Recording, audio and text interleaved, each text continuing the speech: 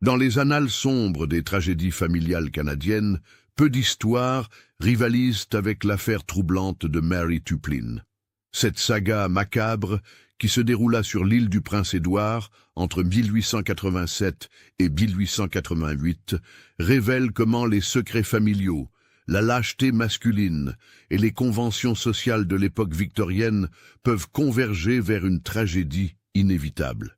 Préparez-vous à découvrir une histoire où l'amour interdit, l'abandon et la vengeance s'entremêlent dans un récit glaçant qui marquera à jamais votre mémoire. Les collines ondulantes de l'île du Prince-Édouard s'étendaient à perte de vue, leurs pentes douces couvertes d'une herbe d'un vert éclatant qui ondulait sous la brise marine du golfe du Saint-Laurent. En cette fin de printemps 1887, la petite communauté de Margate respirait la tranquillité rurale typique des colonies canadiennes. Les fermes dispersées, avec leurs granges en bois rouge et leurs clôtures de pierre, témoignaient du labeur acharné des familles d'immigrants irlandais et écossais qui avaient fait de cette terre leur nouveau foyer. Au cœur de ce paysage bucolique se dressait la modeste demeure des Tuplin, une famille catholique respectée dont les racines plongeaient profondément dans le sol fertile de l'île. La maison de bois blanc, aux volets verts et à la véranda accueillante, abritait Patrick Tuplin, un homme aux épaules larges et aux mains calleuses par des décennies de travail agricole. Sa femme Margaret, une femme pieuse aux cheveux prématurément grisonnants, et leurs 10 enfants. Mary Pickering Tuplin, âgée de 17 ans, était la 7e de cette nombreuse progéniture. Née le 15 mars 1870, elle avait grandi au rythme des saisons agricoles. Ses journées rythmées par la traite des vaches à l'aube, le soin aux poules et l'aide aux travaux des champs lors des moissons.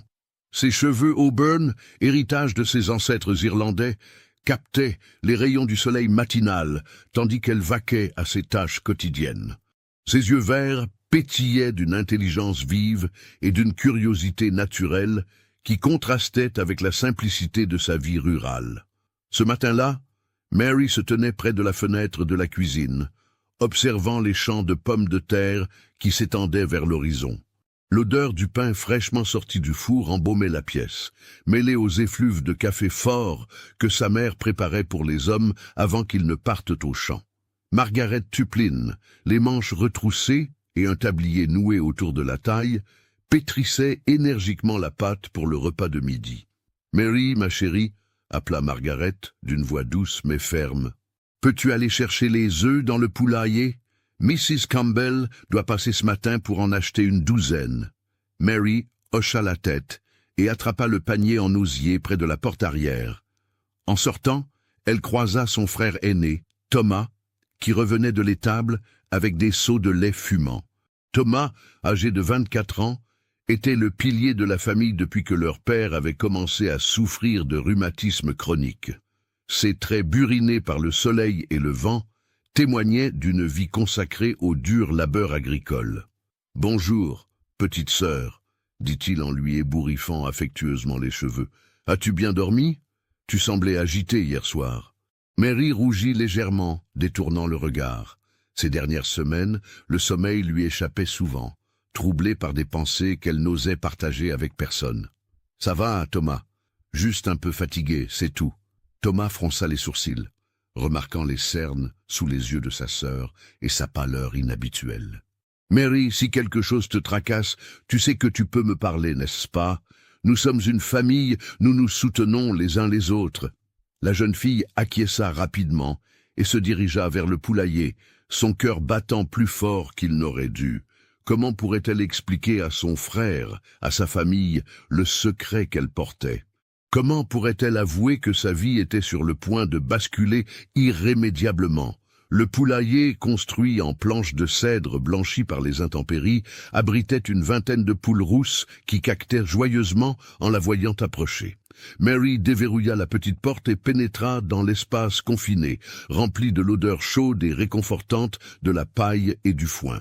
Elle connaissait chaque recoin, chaque perchoir, ayant passé d'innombrables matinées à collecter les œufs depuis son enfance. Alors qu'elle plaçait délicatement les œufs tièdes dans son panier, Mary entendit le bruit de sabots sur le chemin de terre qui menait à leur propriété. En jetant un coup d'œil par la petite fenêtre du poulailler, elle aperçut William Millman, qui descendait de son cheval alezan. Son cœur fit un bond dans sa poitrine, mélange d'excitation et d'appréhension qui la submergeait chaque fois qu'elle le voyait. William, âgé de 19 ans, était le fils de John Millman, propriétaire de la ferme voisine située à environ 1 mile de chez les Tuplin. Grand et élancé, avec des cheveux châtain clair et des yeux bleus perçants, William possédait ce charme naturel qui ne laissait aucune jeune fille indifférente dans la région. Il travaillait dur sur la terre familiale, mais rêvait secrètement d'aventures au-delà des frontières de l'île. Mary sortit précipitamment du poulailler, lissant sa robe de coton bleu et tentant de discipliner ses cheveux qui s'échappaient de sa coiffe. Elle rejoignit William près de l'entrée principale de la maison, où il attachait les rênes de son cheval au poteau prévu à cet effet. « Bonjour, Mary, » dit William avec ce sourire qui faisait battre son cœur plus vite. « Comment allez-vous en cette belle matinée ?»« Très bien, merci, William, » répondit-elle, s'efforçant de garder une voix posée malgré l'émotion qui l'envahissait. « Que nous vaut l'honneur de votre visite si tôt ?» William jeta un regard circonspect autour de lui avant de s'approcher légèrement de Mary. « J'espérais pouvoir vous parler en privé, si c'est possible. Il y a quelque chose d'important que je dois vous dire. » Mary sentit son estomac se nouer. Elle savait, au fond d'elle, de quoi il voulait parler. Depuis leur dernière rencontre secrète près du ruisseau d'Hill Creek, 3 semaines plus tôt, elle attendait ce moment avec un mélange de terreur et d'espoir. Elle hocha la tête et désigna le petit bosquet de bouleaux qui se trouvait à l'écart des bâtiments principaux. Ils marchèrent en silence jusqu'aux arbres, leurs pas crissant sur l'herbe humide de rosée. Une fois à l'abri des regards indiscrets, William se tourna vers Mary, son visage exprimant une gravité inhabituelle. « Mary !» commença-t-il, sa voix légèrement tremblante. « Ces dernières semaines, j'ai beaucoup réfléchi à notre situation. Je sais que ce que nous avons fait était que nous n'aurions pas dû... » Mary sentit les larmes monter à ses yeux. « William, s'il vous plaît, dites-moi ce que vous ressentez réellement. Je ne peux plus supporter cette incertitude. » William prit ses mains dans les siennes, remarquant leur froideur, malgré la douceur matinale. « Je vous aime, Mary. Je vous aime de tout mon cœur, mais la situation est compliquée. Ma famille a des attentes, des projets pour moi. Mon père parle déjà d'un mariage arrangé avec Margaret Campbell, la fille du marchand de Charlottetown. » Le sang de Mary se glaça dans ses veines. Margaret Campbell, une jeune fille de bonne famille, éduquée et fortunée, tout ce qu'elle n'était pas. Et moi, William, que deviendrais-je dans vos projets ? William détourna le regard, incapable de soutenir l'intensité douloureuse des yeux verts de Mary.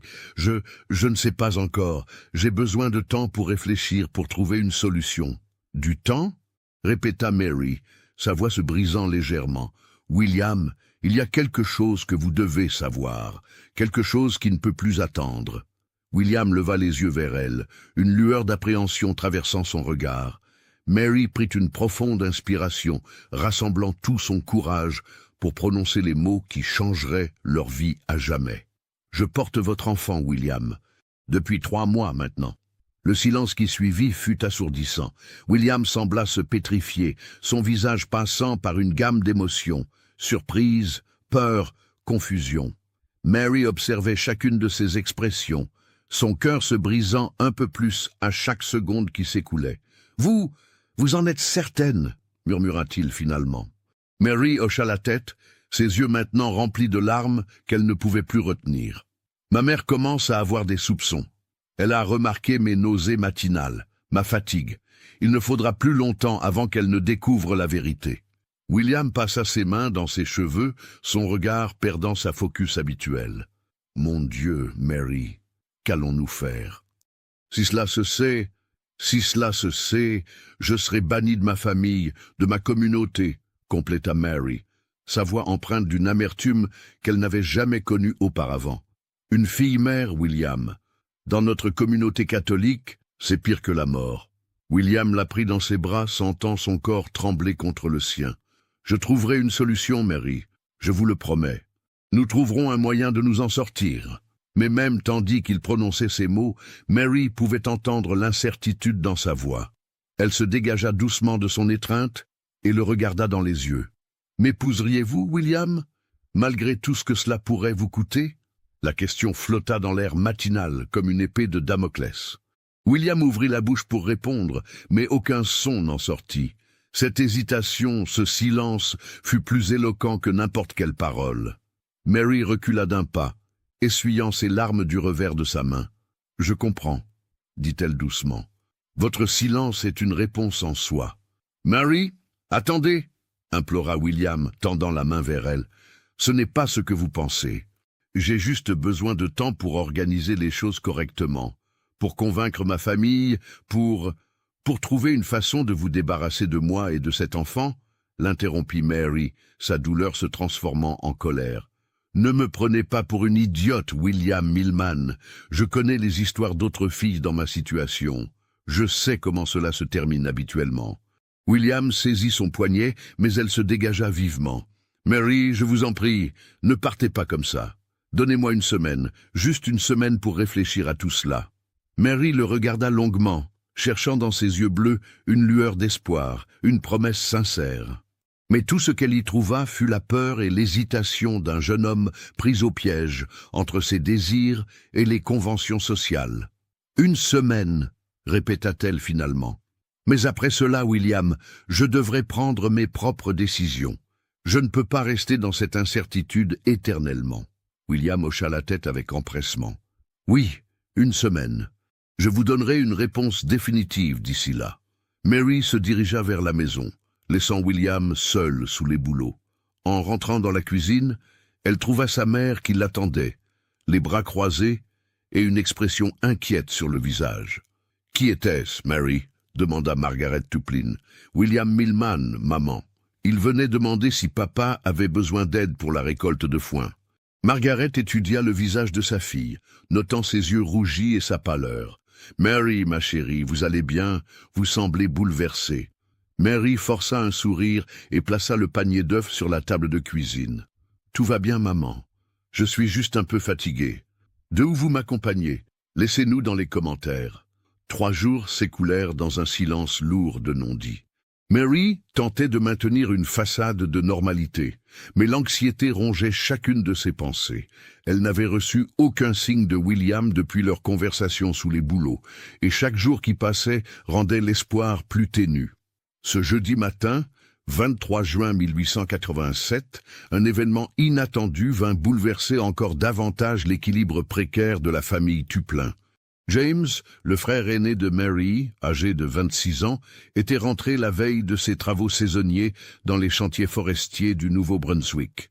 Il avait toujours été le plus robuste des enfants Tuplin, avec des épaules larges et des bras musclés par des années de maniement de haches et de scies. Mais son retour était assombri par une toux persistante et une pâleur inquiétante. Margaret Tuplin, déjà préoccupée par la situation de Mary, remarqua immédiatement l'état de santé précaire de son fils aîné. James toussait violemment, crachant parfois du sang, et ses accès de fièvre alternaient avec des frissons qui le laissaient tremblant et épuisé. Le docteur Morrison, appelé d'urgence depuis Charlottetown, confirma les craintes de la famille. James souffrait de tuberculose, cette maladie redoutable qui ravageait les poumons et emportait tant de vie dans ces contrées humides et froides. « Il faut l'isoler », déclara le médecin, un homme âgé aux cheveux blancs et au regard grave. « La tuberculose est hautement contagieuse. Il ne doit avoir de contact qu'avec une seule personne de la famille, et cette personne doit prendre toutes les précautions nécessaires. » Patrick Tuplin, le patriarche de la famille, accueillit cette nouvelle comme un coup de massue. Perdre un fils était déjà une épreuve terrible, mais voir James dépérir lentement, jour après jour, était une torture psychologique qui dépassait ses forces. C'est Mary qui se porta volontaire pour s'occuper de son frère malade. « Je vais m'occuper de lui », dit-elle d'une voix ferme, surprenant toute la famille par sa détermination. « James a toujours été là pour moi quand j'étais petite. C'est à mon tour de prendre soin de lui. » Margaret regarda sa fille avec inquiétude. « Mary, dans votre état, c'est dangereux. Si vous contractez la maladie, je ferai attention, maman, mais James a besoin de quelqu'un et je ne peux pas rester les bras croisés. En réalité, Mary voyait dans cette tâche une façon de s'isoler, d'éviter les questions et les regards inquisiteurs de sa famille et des voisins. S'occuper de James lui donnait une excuse légitime pour limiter ses contacts sociaux tout en attendant la décision de William. James fut installé dans une petite chambre au grenier, loin des autres membres de la famille. Mary y passait de longues heures, lui apportant ses repas, changeant ses draps trempés de sueur et tentant de le réconforter pendant ses crises les plus violentes. Entre deux accès de toux, James trouvait encore la force de plaisanter ou de raconter des histoires de ses aventures dans les forêts du Nouveau-Brunswick. « Tu sais, petite sœur, » dit-il un après-midi, sa voix rendue rauque par la maladie, « j'ai rencontré des hommes de toutes sortes là-bas, des Français, des Anglais, des Écossais, même quelques Micmacs. Tous unis par le même travail, la même sueur, les mêmes espoirs d'un avenir meilleur. » Mary écoutait ces récits tout en épongeant son front fiévreux. « Vous regrettez d'être rentré ?» James toussa violemment avant de répondre. « Non, ma chérie, ma place est ici, avec ma famille. Et puis, ajouta-t-il avec un sourire faible, j'ai le sentiment que tu as besoin de moi en ce moment. » Mary sursauta. « Que voulez-vous dire ? Je ne suis pas aveugle, Mary. Même malade, je vois bien que quelque chose te tracasse. Tu as cette même expression que maman avait quand elle portait le petit Edward. Ce mélange de joie et de terreur. » Les joues de Mary s'empourprèrent. « James, Tu n'as pas besoin de me dire quoi que ce soit si tu n'en as pas envie, » l'interrompit-il doucement. « Mais sache que quoi qu'il arrive, tu auras toujours mon soutien. Nous sommes une famille, Mary. Nous ne nous abandonnons jamais les uns les autres. » Ces paroles touchèrent profondément Mary, et elle dut lutter pour retenir ses larmes. James était peut-être mourant, mais il trouvait encore la force de s'inquiéter pour elle. Cette générosité d'esprit, cette loyauté familiale inconditionnelle, contrastait cruellement avec l'attitude de William. Le vendredi soir, 5e jour depuis sa conversation avec William, Mary reçut enfin un message. Ce n'était pas William lui-même qui vint, mais son jeune frère Peter, âgé de 14 ans, qui apporta une lettre brève et formelle. « Chère Mary, les circonstances actuelles rendent notre situation impossible. Ma famille a d'autres projets pour moi, et je ne peux pas les décevoir. Je pense qu'il serait préférable que nous ne nous revoyions plus. J'espère que vous comprendrez et que vous trouverez une solution à votre problème. » Respectueusement, William Milman Mary lut et relut la lettre, chaque mot s'enfonçant dans son cœur comme un poignard. « Votre problème. Pas notre problème, pas notre enfant, mais votre problème. » En quelques lignes, William avait renié toute responsabilité, l'abandonnant à son sort avec une froideur qui la glaça jusqu'aux os. Elle monta dans sa chambre et s'effondra sur son lit, la lettre serrée dans son poing. Les larmes coulaient maintenant librement, emportant avec elles les derniers vestiges de ses illusions romantiques. William ne l'épouserait pas. Il ne reconnaîtrait pas son enfant. Elle était seule, complètement seule, dans une société qui ne pardonnait pas de telles situations. Margaret la trouva ainsi 1 heure plus tard, recroquevillée sur son lit, la lettre froissée à côté d'elle. Elle n'eut pas besoin d'explication pour comprendre ce qui s'était passé. Elle s'assit sur le lit et prit sa fille dans ses bras. « Il a refusé, » dit Mary d'une voix brisée. « Il dit que sa famille a d'autres projets pour lui. » Margaret serra les dents, luttant contre la colère qui montait en elle. « Ce lâche, » murmura-t-elle, « ce misérable lâche. Que vais-je faire, maman? Dans quelques mois, tout le monde saura. Je ne peux pas vous faire subir cette honte. » « Mary, écoutez-moi bien, » dit Margaret, en prenant le visage de sa fille entre ses mains. « Demain, nous en parlerons à votre père. Nous trouverons une solution ensemble. Peut-être pourrions-nous vous envoyer chez ma sœur à Halifax jusqu'à la naissance. Ensuite, nous verrons. » Mary hocha la tête, s'accrochant à cette lueur d'espoir. Au moins, elle n'était pas complètement abandonnée. Sa famille l'aiderait, même si cela leur coûtait socialement. Le samedi matin, Margaret prit son courage à 2 mains et révéla la vérité à Patrick. Comme elle s'y attendait, la nouvelle provoqua une explosion de colère chez le patriarche. Patrick Tuplin était un homme de principe, profondément religieux et attaché aux traditions. L'idée que sa fille puisse avoir eu des relations intimes hors mariage le révoltait autant que le comportement de William l'indignait. « Cette petite traînée va nous couvrir de honte », rugit-il, arpentant la cuisine comme un lion en cage. « Et ce Milman, ce fils de... Comment ose-t-il séduire ma fille et l'abandonner ensuite ?»« Patrick, calmez-vous, » intervint Margaret. « Crier ne résoudra rien. Mary a besoin de notre aide, pas de nos reproches. » Patrick s'arrêta net et regarda sa femme. « Notre aide, vous savez ce que cela signifie pour notre réputation, pour celle de nos autres enfants? Qui voudra épouser nos filles après ça?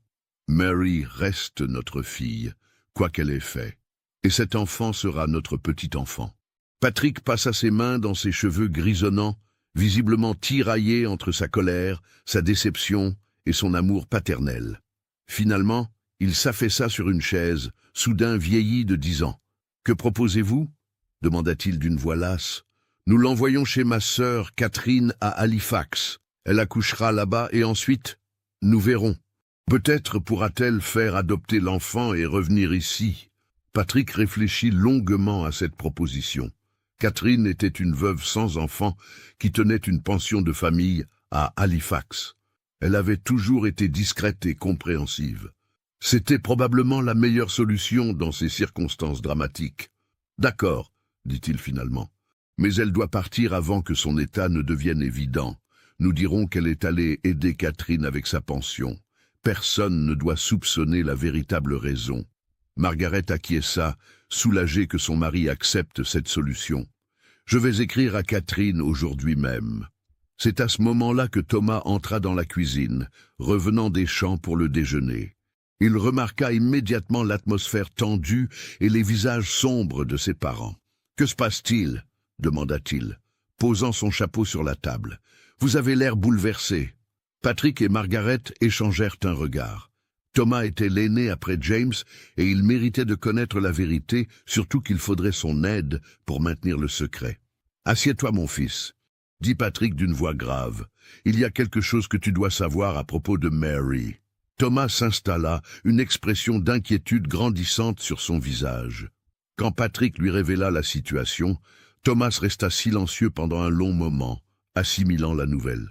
« William Milman, » répéta-t-il finalement, sa voix vibrant d'une colère contenue. « Ce salaud l'a abandonné ?»« Thomas, votre langage !» réprimanda Margaret, bien qu'elle partageât son sentiment. « Excusez-moi, maman, mais je ne trouve pas d'autres termes pour qualifier ce comportement. » Thomas se leva brusquement. « Je vais aller lui parler, moi, lui faire comprendre ses responsabilités. »« Non !» s'exclama Patrick. « Tu ne feras qu'empirer les choses. Si tu te ranges chez les Milman, toute l'île sera au courant avant la fin de la journée. » Thomas serra les poings, frustré par son impuissance. « Alors nous allons le laisser s'en tirer comme ça, le laisser ruiner la vie de notre sœur sans conséquence ?»« Pour l'instant, oui, » dit Margaret tristement. « Mary a besoin de calme et de discrétion, pas d'un scandale public. » Le reste de cette journée se déroula dans une atmosphère pesante. Mary, informée de la décision familiale, accepta avec résignation l'idée de partir pour Halifax. Elle savait que c'était probablement sa seule chance de préserver un semblant de respectabilité future. Le dimanche 26 juin, la famille Tuplin se rendit à la messe comme à l'accoutumée. L'église Saint-Patrick de Margate était un modeste édifice en bois blanc avec un clocher élancé qui dominait le paysage rural. Le père McKenna, un prêtre irlandais aux cheveux argentés et au regard perçant, officiait devant une 50aine de paroissiens. Mary s'efforçait de paraître normale, mais elle ne pouvait s'empêcher de jeter des coups d'œil furtifs vers les bancs où s'installait habituellement la famille Milman. William était là, vêtu de son costume du dimanche, l'air parfaitement détendu. Il évitait soigneusement de regarder dans sa direction, ce qui confirmait à Mary que leur histoire était définitivement terminée pour lui. Pendant le sermon, le père McKenna parla de responsabilité morale et de fidélité aux valeurs chrétiennes. Ses paroles semblaient s'adresser directement à Mary, et elle dut lutter pour ne pas fondre en larmes au milieu de l'assemblée. Après la messe, Alors que les fidèles se dispersaient sur le parvis de l'église, Mary aperçut William qui discutait avec Margaret Campbell près du portail. La jeune fille, élégamment vêtue d'une robe de soie bleue, riait aux plaisanteries de William avec cette aisance sociale que Mary n'avait jamais possédée. Thomas, remarquant la direction du regard de sa sœur, posa une main protectrice sur son épaule. « Ne les regardez pas, Mary. Ils ne méritent pas une seconde de votre attention. » Mais Mary ne pouvait détacher ses yeux de cette scène. Voir William courtiser ouvertement Margaret Campbell, si peu de temps après l'avoir abandonnée, était plus douloureux que tous les reproches qu'elle avait pu imaginer. Elle comprenait maintenant qu'elle n'avait jamais été qu'une distraction pour lui, un simple plaisir passager sans importance. « Mary !» appela une voix familière. Elle se retourna pour voir Sarah Mitchell, sa meilleure amie d'enfance, qui s'approchait avec un sourire radieux. Sarah, âgée de 18 ans, était fiancée à Robert Cameron, un jeune fermier de la région voisine. « Comment allez-vous ? Il y a si longtemps que nous n'avons pas eu l'occasion de vraiment parler, » dit Sarah, en l'embrassant chaleureusement. « Je vais bien, Sarah. Et vous ? Les préparatifs du mariage avancent-ils ? » « Oh oui, la cérémonie aura lieu en septembre. J'espère que vous serez ma demoiselle d'honneur, comme nous en avions parlé. » Mary sentit son cœur se serrer. En septembre, elle serait à Halifax, probablement sur le point d'accoucher. J'aimerais beaucoup, Sarah, mais je ne sais pas encore si je serai disponible. Sarah fronça les sourcils, surprise. « Comment ça? Vous avez d'autres projets? Ma tante Catherine, à Halifax, a besoin d'aide avec sa pension. Je vais probablement partir l'aider pendant quelques mois. »« Oh, quel dommage !» s'exclama Sarah, visiblement déçue. « Mais c'est généreux de votre part d'aider votre famille. » Mary hocha la tête, détestant devoir mentir à sa meilleure amie. Mais elle n'avait pas le choix. Le mensonge était devenu une nécessité pour préserver ce qui restait de sa réputation. En rentrant de l'église, la famille trouva James dans un état particulièrement alarmant. Sa fièvre avait encore augmenté et ses accès de toux étaient si violents qu'il crachait maintenant du sang en quantité inquiétante.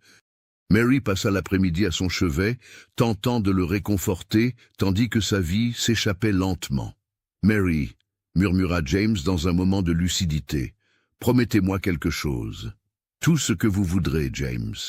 Quoi qu'il arrive dans votre vie, ne perdez jamais votre bonté, ne laissez pas l'amertume vous ronger le cœur. » Mary prit sa main fiévreuse dans la sienne. « Je vous le promets. Et ce bébé que vous portez, » continua James, sa voix à peine audible, « aimez-le inconditionnellement. Il n'est pas responsable des circonstances de sa conception. » Les larmes coulaient maintenant librement sur les joues de Mary. « Vous le savez depuis longtemps, n'est-ce pas ?» James esquissa un faible sourire. Depuis le premier jour où je vous ai vu revenir de vos promenades près d'Hill Creek, vous aviez cette lueur particulière dans les yeux, celle des femmes amoureuses. Et puis, les signes physiques sont devenus évidents. Vous ne me jugez pas? Qui suis-je pour juger quiconque? Nous sommes tous imparfaits, Mary. Ce qui compte, c'est d'apprendre de nos erreurs et de continuer à aimer malgré la douleur. Ces paroles resteront gravées dans le cœur de Mary, comme un testament spirituel de son frère bien-aimé. Le lundi 27 juin au soir, James rendit son dernier souffle. Mary tenait sa main quand il s'éteignit paisiblement, un léger sourire sur les lèvres, comme s'il avait trouvé la paix tant cherchée. Sa mort plongea toute la famille dans une profonde tristesse.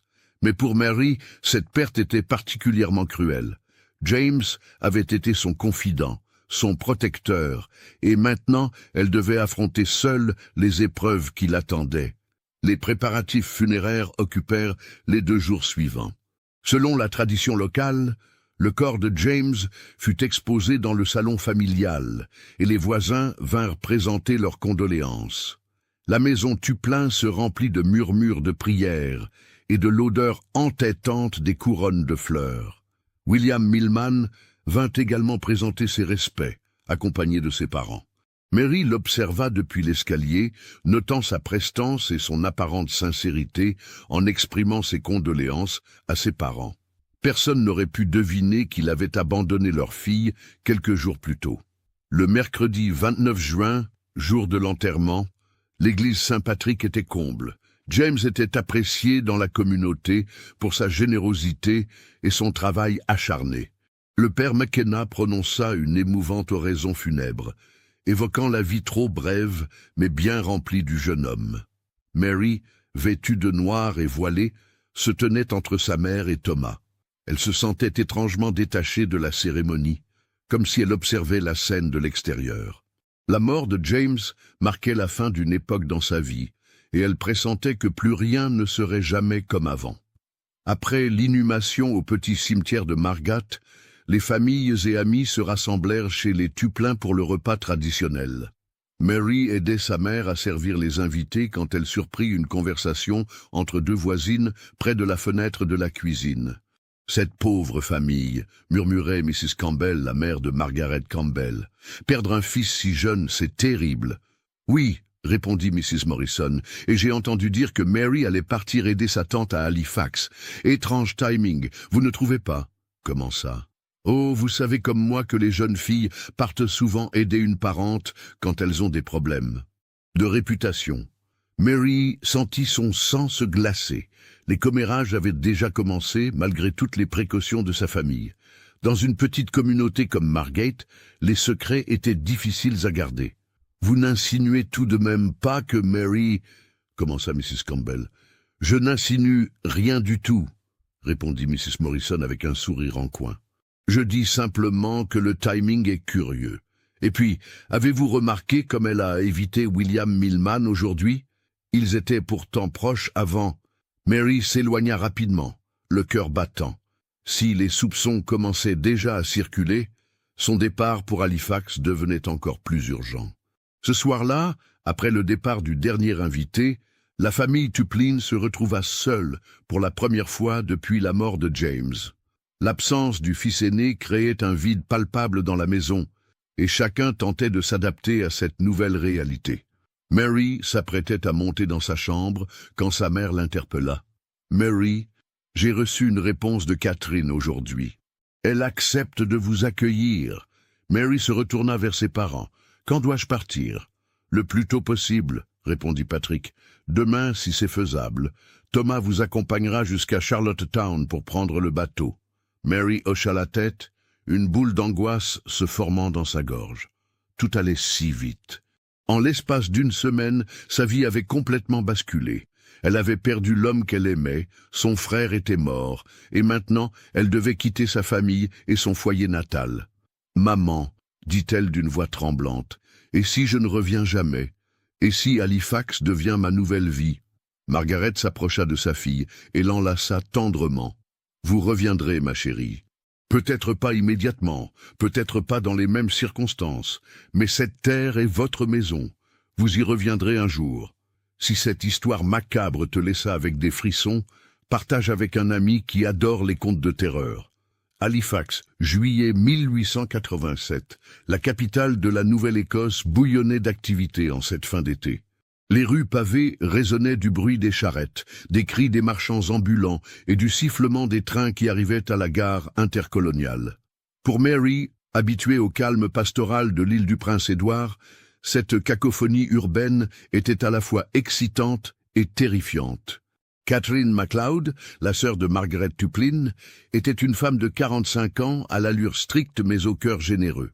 Veuve depuis 10 ans, elle dirigeait une pension de famille respectable sur Barrington Street, près du port. Quand elle accueillit Mary à la gare maritime, elle remarqua immédiatement la pâleur de sa nièce et ses yeux rougis par les pleurs. « Ma pauvre enfant !» dit Catherine en l'enlaçant chaleureusement. « Votre mère m'a tout expliqué dans sa lettre. Vous êtes ici chez vous maintenant et nous traverserons cette épreuve ensemble. » La pension MacLeod était une maison à 3 étages en briques rouges avec des balcons en fer forgé typiques de l'architecture haligonienne du XIXe siècle. Elle abritait une douzaine de pensionnaires, des commis voyageurs, quelques instituteurs célibataires et des employés du port. Catherine avait aménagé pour Mary une petite chambre au 2e étage, simple mais confortable, avec vue sur la rue animée. Officiellement, expliqua Catherine en aidant Mary à s'installer, vous êtes ici pour m'aider à tenir la pension. Personne ne posera de questions indiscrètes si nous restons discrètes. Mary hocha la tête, reconnaissante de la prévoyance de sa tante. Catherine avait déjà vécu des situations similaires. Halifax était un port cosmopolite où les drames humains n'étaient pas rares, et elle savait comment préserver la réputation de ceux qui venaient chercher refuge dans sa maison. Les premières semaines furent difficiles. Mary souffrait de nausées matinales sévères qui la laissaient épuisée, et la nostalgie de sa terre natale l'accablait. Elle écrivait régulièrement à sa famille, des lettres soigneusement euphémisées qui ne révélaient rien de son véritable état d'esprit. En retour, elle recevait des nouvelles de Margaret. Les récoltes s'annonçaient bonnes, Thomas avait pris en charge une grande partie du travail de la ferme, et les commérages sur son départ s'étaient heureusement calmés. Mais une lettre reçue à la mi-juillet vint bouleverser sa tranquillité relative. Elle était signée de William Millman lui-même. « Chère Mary, j'apprends que vous avez quitté l'île pour Halifax. Je ne peux m'empêcher de me sentir responsable de cette décision. Ces dernières semaines, j'ai beaucoup réfléchi à notre situation et à la façon dont j'ai géré les choses. Je reconnais que j'ai été lâche et irréfléchi. Je sais qu'il est probablement trop tard pour réparer le mal que j'ai causé, mais je voulais que vous sachiez que je regrette profondément ma conduite. S'il y a quoi que ce soit que je puisse faire pour vous aider, n'hésitez pas à me le faire savoir. » Avec tous mes regrets, William Mary lut et relut cette lettre, partagée entre la colère et un reste d'espoir. Ses excuses tardives changeaient-elles quoi que ce soit à sa situation? William était-il sincère ou tentait-il simplement d'apaiser sa conscience? Elle finit par ranger la lettre sans y répondre, trop blessée pour accorder crédit à ses remords qui arrivaient si tard. Catherine, témoin des tourments de sa nièce, décida qu'il était temps de la sortir de sa mélancolie. Elle commença à l'impliquer davantage dans la gestion de la pension, lui confiant des tâches qui l'obligeaient à interagir avec les pensionnaires. Mary découvrit ainsi un monde différent de celui qu'elle avait toujours connu. Parmi les résidents de la pension se trouvait Dr Edmund Morrison, un jeune médecin fraîchement diplômé de l'université Dalhousie.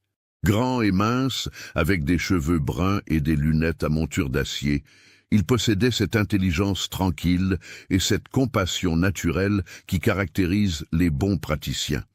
Il avait remarqué Mary dès son arrivée, intrigué par sa beauté mélancolique et sa discrétion. « Mademoiselle Tuplin, dit-il un matin en la croisant dans l'escalier, « permettez-moi de me présenter. Docteur Edmund Morrison, j'ai cru comprendre que vous veniez de l'île du Prince-Édouard. »« En effet, docteur, » répondit Mary avec une politesse réservée. « J'y ai séjourné brièvement l'année dernière pour des consultations médicales. C'est une région magnifique. Vous devez avoir le mal du pays. » Mary sourit tristement. « Parfois, oui, mais Halifax a aussi ses charmes. » Docteur. Morrison hocha la tête avec compréhension. Il avait perçu quelque chose de fragile chez cette jeune femme, une tristesse qu'elle tentait de dissimuler. En tant que médecin, il était habitué à déceler les signes de détresse chez ses patients, et Mary Tuplin portait manifestement un fardeau secret. Au fil des semaines, Dr Morrison et Mary développèrent une amitié respectueuse. Il lui parlait de ses études, de ses projets d'ouvrir un cabinet médical, de ses rêves d'améliorer les conditions sanitaires dans les quartiers populaires d'Halifax. Mary, de son côté, lui racontait sa vie à la ferme, ses frères et sœurs, la beauté des paysages insulaires. Un soir d'août, alors qu'il prenait le thé dans le salon de la pension, Dr Morrison remarqua que Mary portait instinctivement sa main à son estomac, un geste qu'il avait observé plusieurs fois. « Mademoiselle Tuplin, dit-il doucement, puis-je vous poser une question indiscrète? Vous sentez-vous bien? Vous semblez parfois préoccupée par votre santé. » Mary rougit violemment. « Je vais très bien, docteur. Merci de votre sollicitude. » Mais docteur, Morrison avait l'œil exercé. Les signes étaient subtils mais reconnaissables pour un homme de science. La modification de sa silhouette, malgré ses vêtements amples, certains changements dans son teint, sa façon de se mouvoir. Il commençait à soupçonner la véritable raison de sa présence à Halifax. « Mademoiselle Tuplin, dit-il après un moment d'hésitation, Si jamais vous aviez besoin de conseils médicaux, n'hésitez pas à me consulter. En toute discrétion, bien entendu. Mary le regarda dans les yeux, comprenant qu'il avait deviné. Elle hocha lentement la tête. « Merci, docteur. Je m'en souviendrai. » Cette conversation marqua un tournant dans leur relation. Dr Morrison devint progressivement le confident et le protecteur officieux de Mary. Il veillait discrètement sur sa santé, lui prodiguait des conseils nutritionnels et s'assurait qu'elle ne manquait de rien. Pour Mary, cette présence masculine bienveillante était un réconfort inestimable dans sa solitude. Pendant ce temps, à Margate, la vie continuait son cours habituel, mais l'absence de Mary laissait un vide dans la famille Tuplin. Margaret recevait régulièrement des nouvelles de sa fille, mais elle lisait entre les lignes la tristesse et l'inquiétude que Mary tentait de dissimuler. Thomas, de son côté, avait du mal à accepter l'injustice de la situation. L'idée que William Millman continue sa vie normalement, tandis que sa sœur était en exil, le révoltait. Un soir de septembre, n'y tenant plus, il décida de rendre visite aux Millman pour tenter une dernière fois de faire entendre raison à William. La ferme Millman était plus prospère que celle des Tuplin, avec des bâtiments plus récents et des terres plus étendues. John Millman, le père de William, était un homme influent dans la communauté, membre du conseil municipal et proche du député provincial. Quand Thomas frappa à leur porte, c'est William lui-même qui vint ouvrir. « Thomas Tuplin », dit William, visiblement mal à l'aise. « Que puis-je faire pour vous ?»« Je pense que vous le savez très bien, » répondit Thomas d'un ton glacial. « Nous devons parler. » William jeta un regard nerveux vers l'intérieur de la maison. « Mes parents sont là. Ce n'est peut-être pas le bon moment. » « Il n'y aura jamais de bon moment pour ce genre de conversation, William, mais elle est nécessaire. » Finalement, William accepta de sortir et ils se dirigèrent vers la grange, à l'abri des oreilles indiscrètes. Une fois seul, Thomas ne prit pas de gants. « Ma sœur est partie à Halifax à cause de vous. Elle porte votre enfant et vous l'avez abandonnée comme une moins que rien. » William baissa la tête, incapable de soutenir le regard accusateur de Thomas. « Je sais que j'ai mal agi. Je l'ai écrit à Mary pour m'excuser. »« Des excuses !» explosa Thomas. « Vous croyez que des excuses vont réparer les dégâts ? Mary a sacrifié sa réputation, sa place dans la communauté, sa vie d'avant, et tout ce que vous trouvez à faire, c'est vous excuser ? Que voulez-vous que je fasse maintenant ? Demanda William, sa propre frustration transparaissant dans sa voix. Ma famille a déjà arrangé mes fiançailles avec Margaret Campbell. Le contrat est signé, la dot négociée. Je ne peux plus reculer sans ruiner mes parents financièrement. Thomas le saisit par le col de sa chemise. Alors vous choisissez l'argent plutôt que l'honneur. Vous préférez votre confort à la vie de mon enfant à naître ? William tenta de se dégager. Ce n'est pas si simple. Vous ne comprenez pas les pressions, les obligations. Je comprends qu'un homme digne de ce nom assume ses responsabilités, quelles qu'en soient les conséquences. Leur altercation fut interrompue par l'arrivée de John Millman, alerté par les éclats de voix.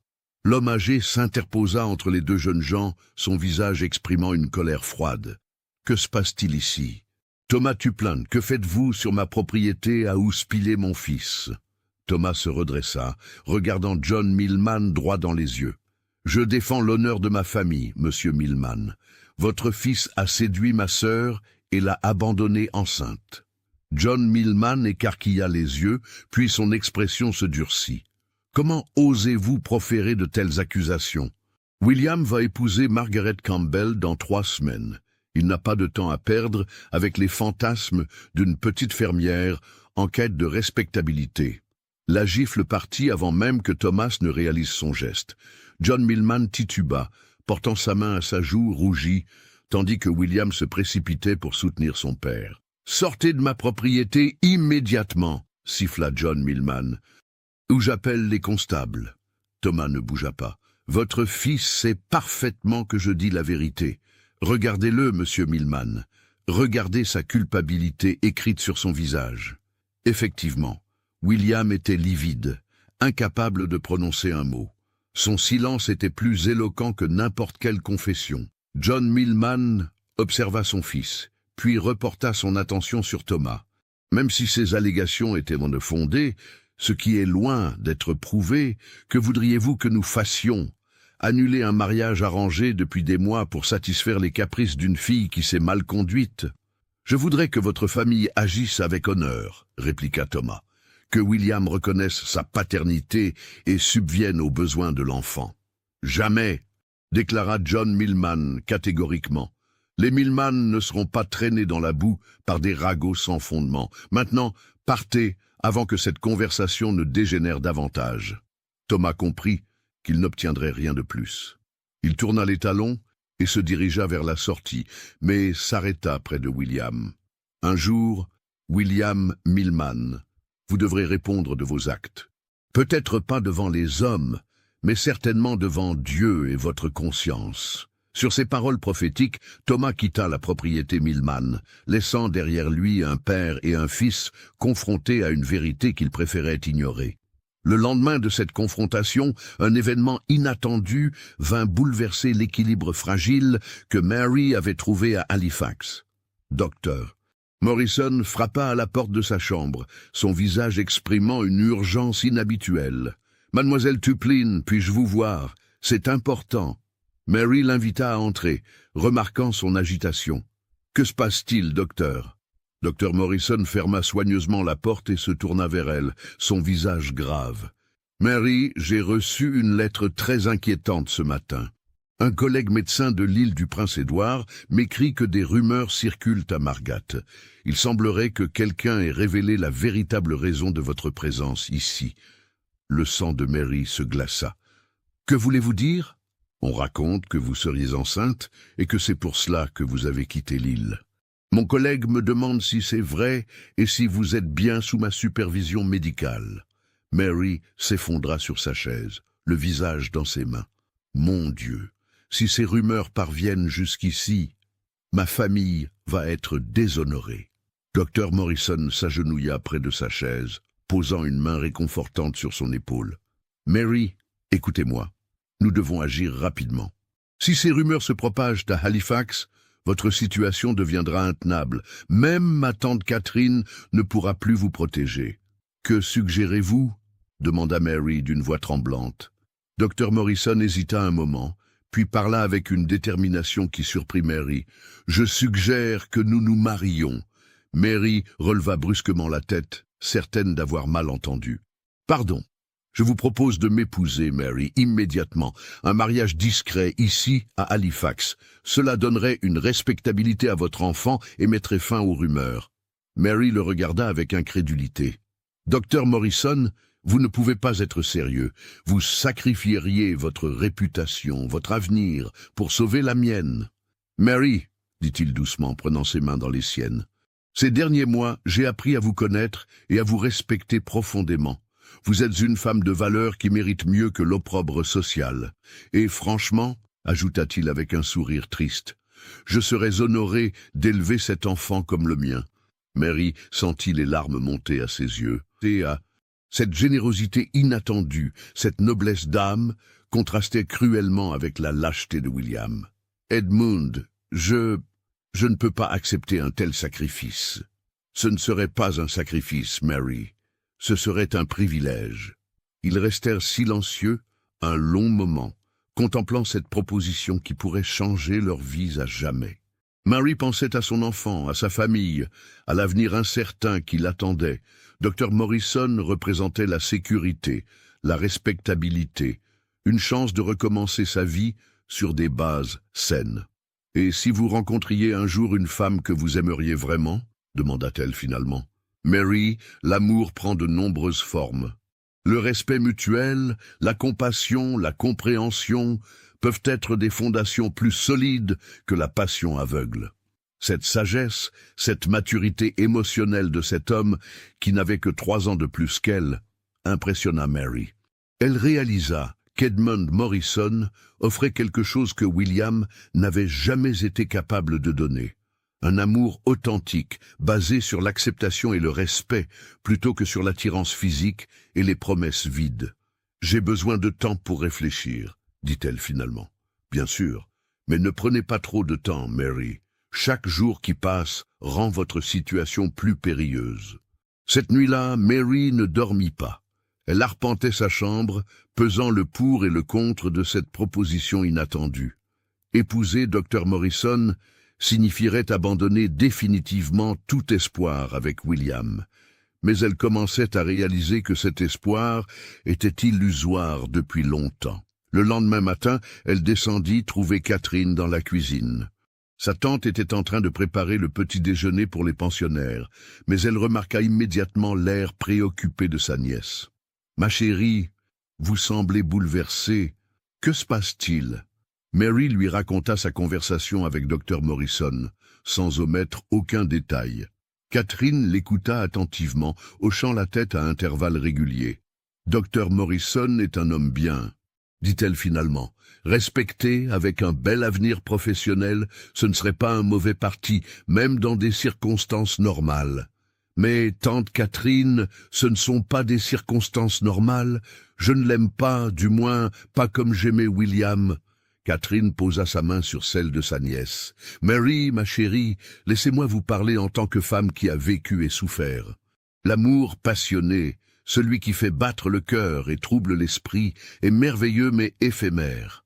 William vous a fait ressentir cela, mais regardez où cela vous a mené. » Mary baissa la tête, reconnaissant la vérité de ses paroles. « Dr Morrison vous offre autre chose, » continua Catherine. « Un amour mature, basé sur le respect et la bienveillance. C'est le genre d'amour qui dure, qui grandit avec le temps, qui vous soutiendra dans les épreuves. Mais est-ce juste envers lui, m'épouser par pitié? Mary, regardez cet homme quand il vous parle. Vous croyez vraiment que c'est de la pitié que vous lisez dans ses yeux?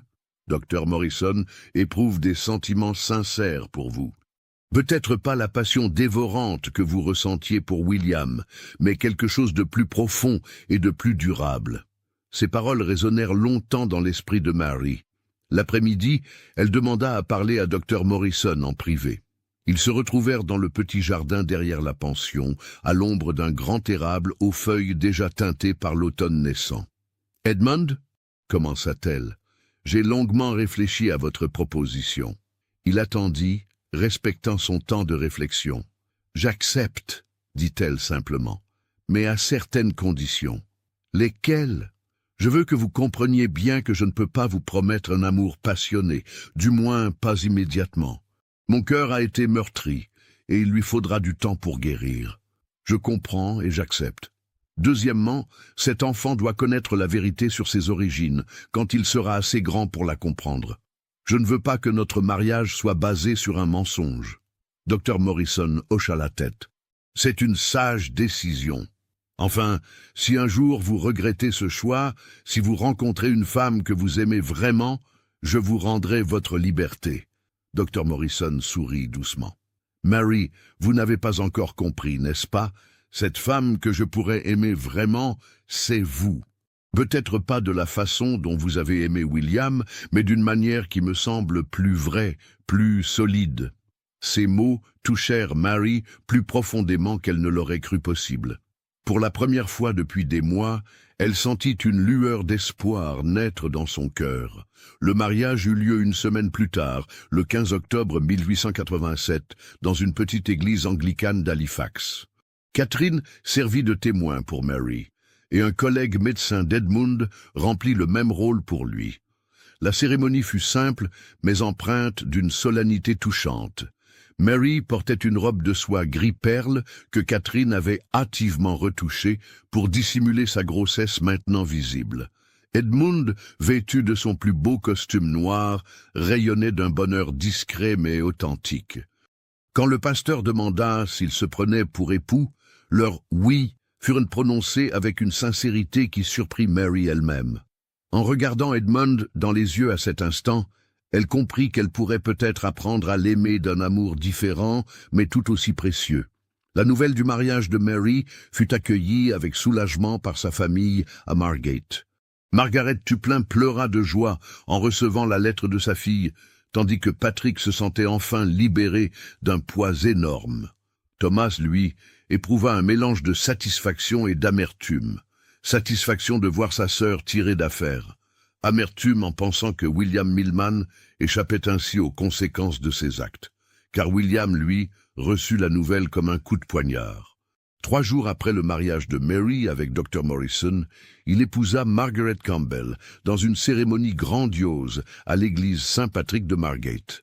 Mais durant toute la cérémonie, il ne put s'empêcher de penser à Mary, à l'enfant qu'elle portait, à la vie qu'ils auraient pu avoir ensemble s'il avait eu le courage de défier les conventions.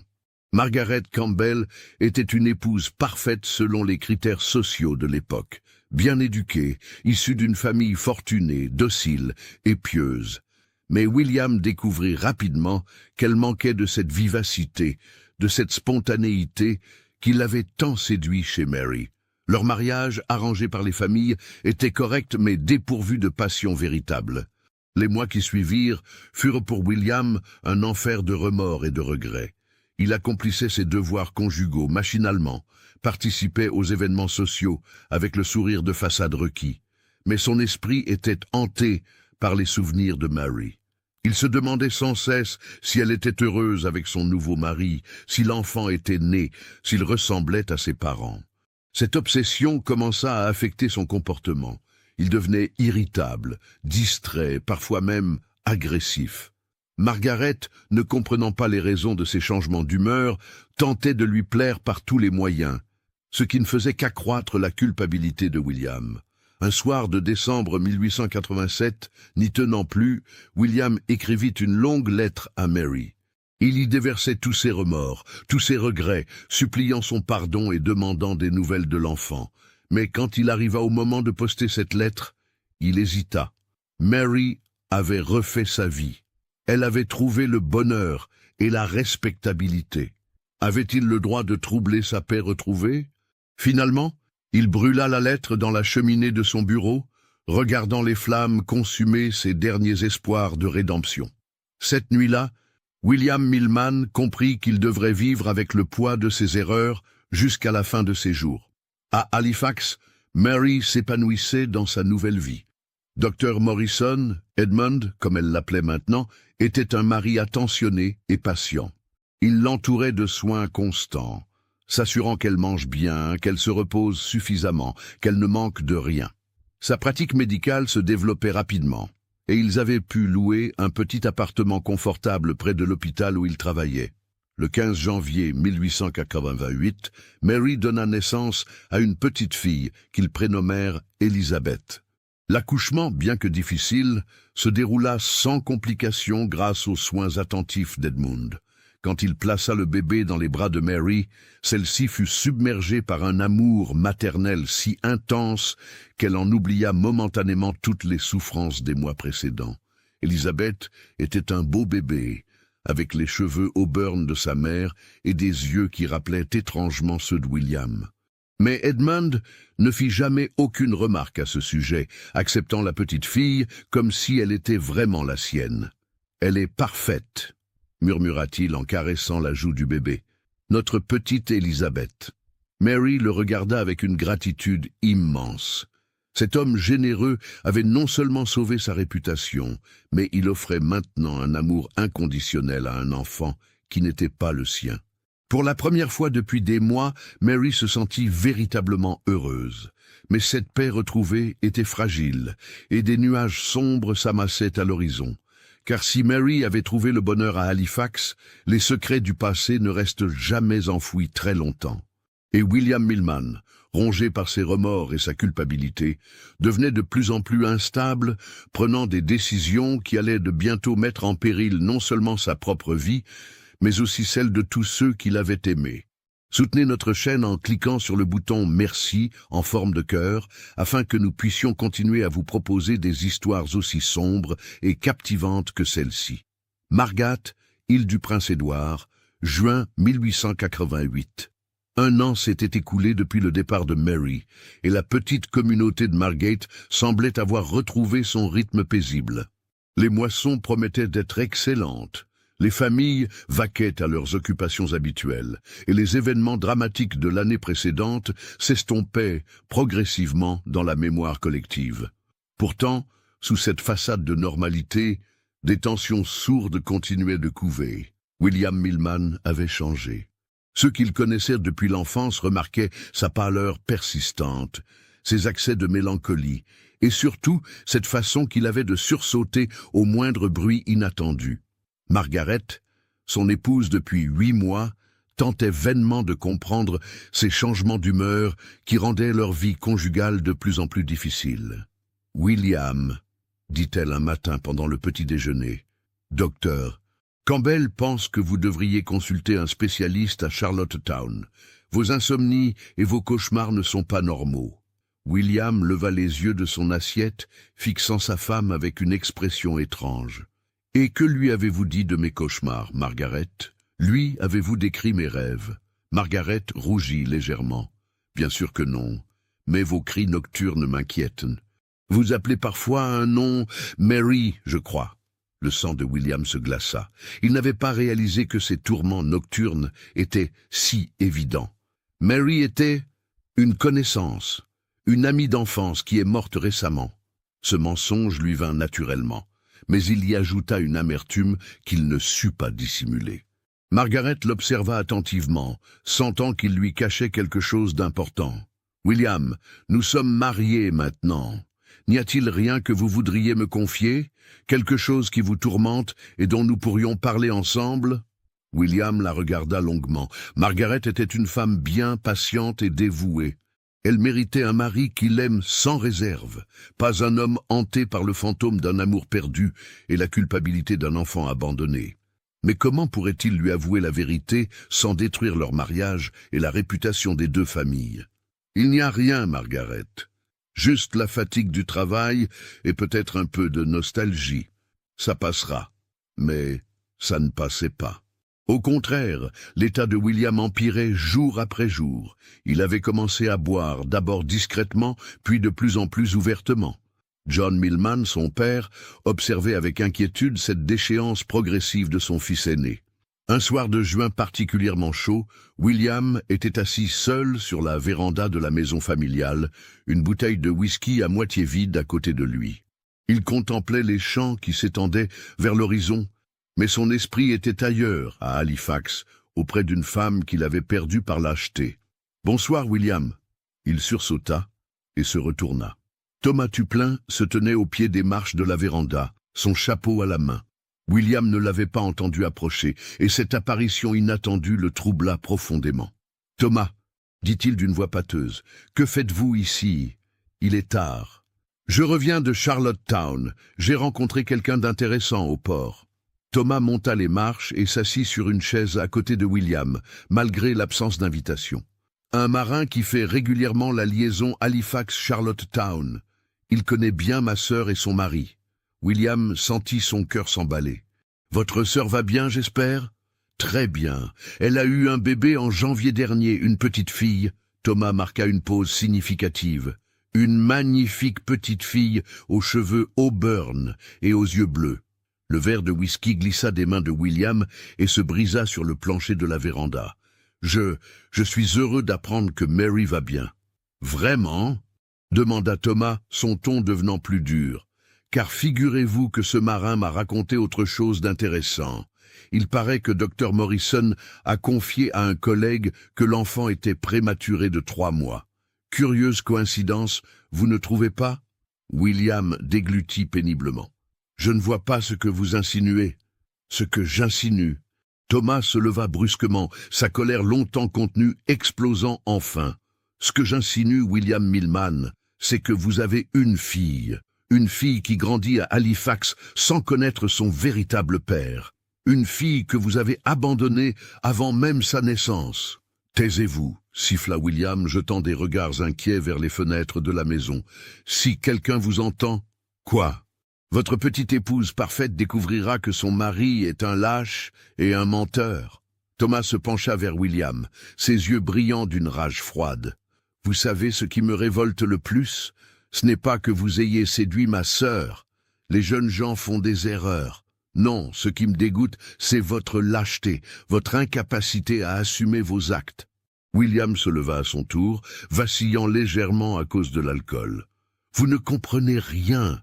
J'étais jeune, mes parents avaient des projets. Je ne pouvais pas tout détruire pour... » Pourquoi? Pour l'amour? Pour l'honneur? Pour la responsabilité? Thomas cracha par terre. Vous me donnez la nausée, William Millman. Et que voulez-vous que je fasse maintenant? Explosa William. Mary est mariée, heureuse. Voulez-vous que j'aille détruire sa nouvelle vie? Non, dit Thomas calmement. Je veux que vous assumiez financièrement vos responsabilités. Cet enfant est votre sang, que vous l'acceptiez ou non. Dr Morrison est un homme généreux, mais il n'a pas à porter seul le fardeau de votre irresponsabilité. William le regarda avec incrédulité. Vous voulez de l'argent? Je veux justice pour ma sœur et ma nièce. Vous devez contribuer à l'éducation de cet enfant. Discrètement, anonymement si vous préférez, mais vous devez contribuer. William réfléchit rapidement. Cette demande était en fait un moindre mal. Payer discrètement pour l'entretien de l'enfant était infiniment préférable à un scandale public qui ruinerait 2 familles. « Combien ?» demanda-t-il. « 50 $ par mois, envoyés discrètement à un compte que j'ouvrirai à la banque de Charlottetown. » William hocha lentement la tête. Cette somme représentait un sacrifice significatif, mais il pouvait la payer sans éveiller les soupçons de sa famille. D'accord, mais personne ne doit jamais savoir d'où vient cet argent. Personne ne le saura, promit Thomas. Mais en échange, je veux que vous arrêtiez de vous détruire. Votre épouse ne mérite pas de souffrir de vos remords. Vivez votre vie, William, et laissez Mary vivre la sienne. Après le départ de Thomas, William resta longtemps assis sur la véranda, contemplant les étoiles qui commençaient à apparaître dans le ciel nocturne. Pour la première fois depuis des mois, il ressentait quelque chose qui ressemblait à un soulagement. Il ne pourrait jamais réparer complètement le mal qu'il avait causé, mais au moins pourrait-il contribuer au bien-être de son enfant. Mais ce répit fut de courte durée. Car si William croyait que ses secrets étaient à l'abri, il avait sous-estimé la persistance des commérages dans une petite communauté. Margaret Campbell Millman avait des oreilles, et elle n'était pas aussi naïve que son mari le croyait. Quelques jours plus tard, Margaret rendit visite à sa mère, Mrs. Campbell, sous prétexte de lui emprunter des confitures. Mais sa véritable intention était de glaner des informations sur cette mystérieuse Mary dont William prononçait le nom dans ses cauchemars. « Maman », dit-elle, en aidant sa mère à ranger des bocaux dans le cellier. « Vous souvenez-vous d'une certaine Mary Tuplin ?» Mrs. Campbell leva un sourcil. « Mary Tuplin, bien sûr que je m'en souviens. La fille de Patrick Tuplin, celle qui est partie aider sa tante à Halifax l'année dernière.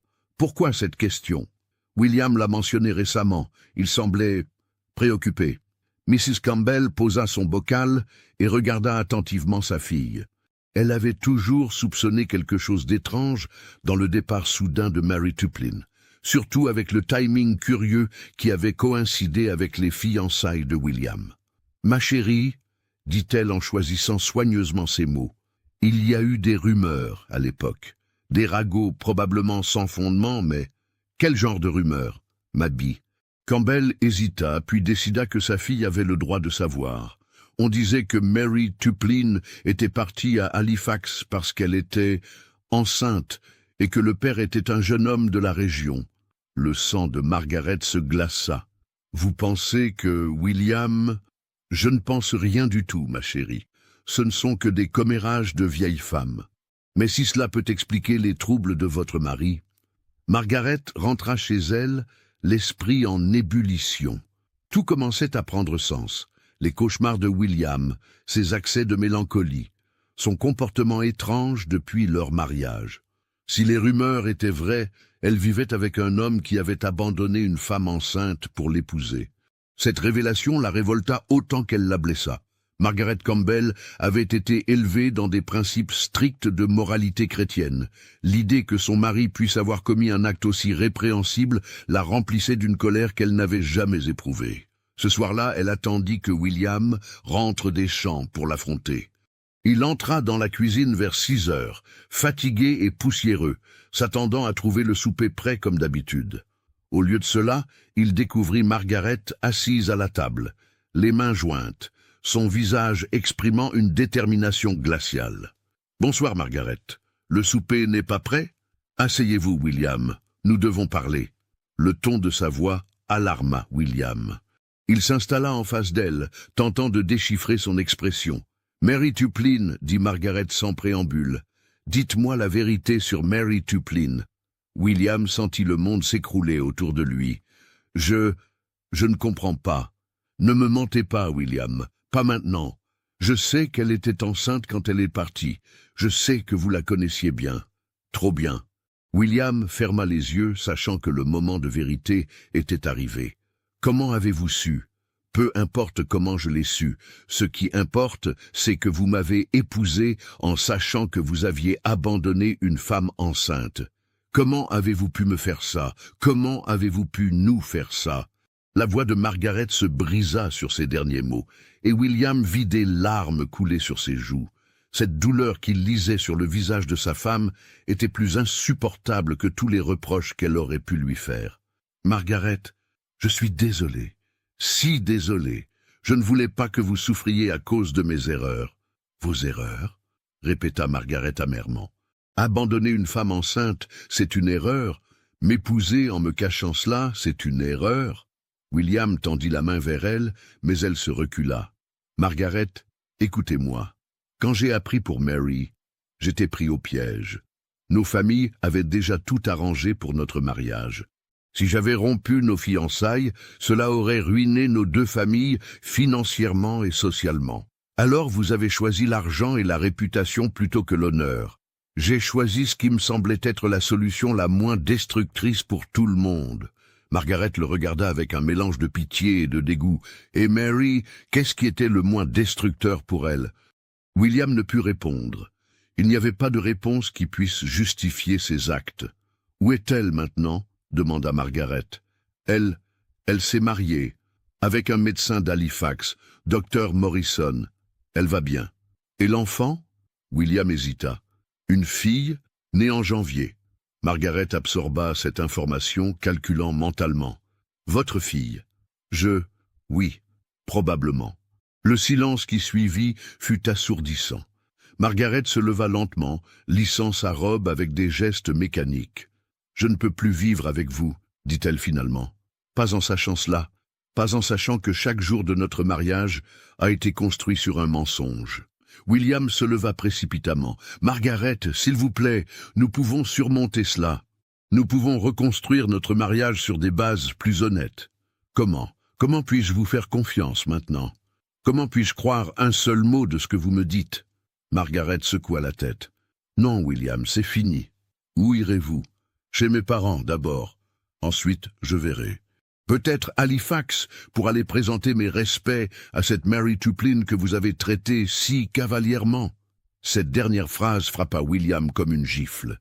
L'idée que Margaret puisse rencontrer Mary et révéler toute la vérité le terrorisait. « Non, Margaret, vous ne pouvez pas faire cela. Mary a refait sa vie, elle est heureuse. Vous n'avez pas le droit de détruire son bonheur. » Margaret se retourna, ses yeux brillants d'une colère froide. « Son bonheur, et le mien, William. Qui s'est préoccupé de mon bonheur quand vous m'avez épousé sous de faux prétextes? Je pensais que vous n'auriez jamais besoin de savoir. Vous pensiez pouvoir vivre éternellement dans le mensonge. Vous pensiez pouvoir construire votre bonheur sur la ruine de celui des autres. » Margaret monta dans leur chambre et commença à faire ses bagages. William la suivit, tentant de la raisonner, mais elle l'ignora complètement. En 1 heure, elle avait rassemblé ses affaires essentielles. « Margaret, je vous en supplie, » dit William, tandis qu'elle descendait l'escalier avec sa valise. « Donnez-moi une chance de me racheter. Je ferai tout ce que vous voudrez. » Margaret s'arrêta à la porte d'entrée et se retourna une dernière fois vers son mari. « Tout ce que je veux, William ? Très bien. Je veux que vous alliez à Halifax. Je veux que vous regardiez cette femme dans les yeux et que vous lui demandiez pardon. Je veux que vous reconnaissiez votre fille et que vous assumiez vos responsabilités publiquement. Êtes-vous prêt à faire cela ?» William ouvrit la bouche puis la referma. Il savait qu'il n'en aurait jamais le courage. Cette lâcheté fondamentale qu'il avait menée à cette situation le paralysait encore. « C'est bien ce que je pensais, » dit Margaret avec amertume. « Au revoir, William Millman. J'espère qu'un jour vous trouverez le courage d'être l'homme que vous auriez dû être. » La porte se referma derrière elle avec un bruit définitif, laissant William seul dans la maison qui n'était plus vraiment la sienne. Il s'effondra sur une chaise, la tête entre les mains, réalisant que sa lâcheté venait de lui coûter son mariage, et peut-être sa santé mentale. Mais le pire était encore à venir.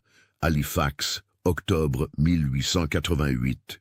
L'automne avait peint la ville de Halifax dans des teintes dorées et pourpres, et Mary Morrison, elle portait maintenant le nom de son mari, commençait enfin à trouver une paix véritable. Élisabeth, âgée de 9 mois, était un bébé rayonnant de santé qui faisait la joie de ses parents. Edmund avait ouvert son propre cabinet médical sur Spring Garden Road, et leur vie semblait s'épanouir dans une tranquillité méritée. Mais cette sérénité fut brutalement interrompue par l'arrivée inattendue d'un visiteur que Mary n'aurait jamais imaginé revoir. Margaret Campbell Milman. C'était un mardi matin pluvieux quand Catherine MacLeod frappa à la porte de l'appartement des Morrison, son visage exprimant une inquiétude inhabituelle. « Mary, ma chérie, dit-elle en entrant précipitamment, il y a une dame à la pension qui demande à vous voir. Elle dit qu'elle vient de l'île du Prince-Édouard et que c'est très important. » Mary, qui était en train de jouer avec Élisabeth sur le tapis du salon, leva les yeux avec curiosité. « Une dame de l'île? A-t-elle donné son nom ?»« Margaret Milman, » répondit Catherine, observant attentivement la réaction de sa nièce. Mary blêmit instantanément. Margaret Milman, la veuve de William, ici à Halifax? Que pouvait-elle bien vouloir? « Dois-je lui dire que vous n'êtes pas disponible ?» proposa Catherine, percevant le trouble de Mary. Mary se redressa, tenant Élisabeth contre elle comme un bouclier protecteur. « Non, si elle est venue jusqu'ici, c'est qu'elle a quelque chose d'important à me dire. Où est Edmund? À son cabinet. Voulez-vous que j'aille le chercher?